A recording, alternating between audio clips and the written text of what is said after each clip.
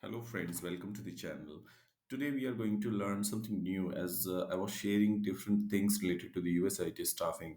Here, I'm going to share something like which is related to the Gmail because like Gmail is a part where we use in all the industries. I feel like because we all need to have the emails which we need to send. We need to do so many like usages in the different manners of the Gmail. So here, let's say I'm just giving an example first. I do have 4 5 email IDs of mine. I'm using for different purposes and all, but I'm not able to check the emails all the time in all five inboxes, whatever is coming.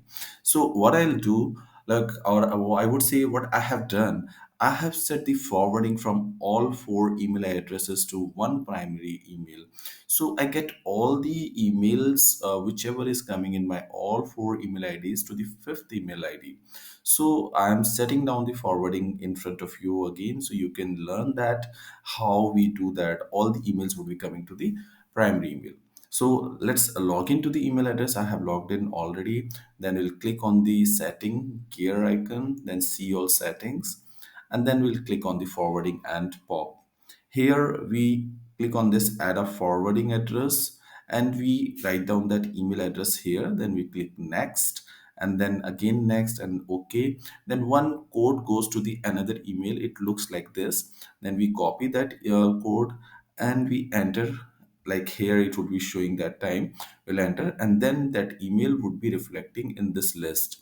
So how we will do, like if I want to implement this on that, so I'll click here.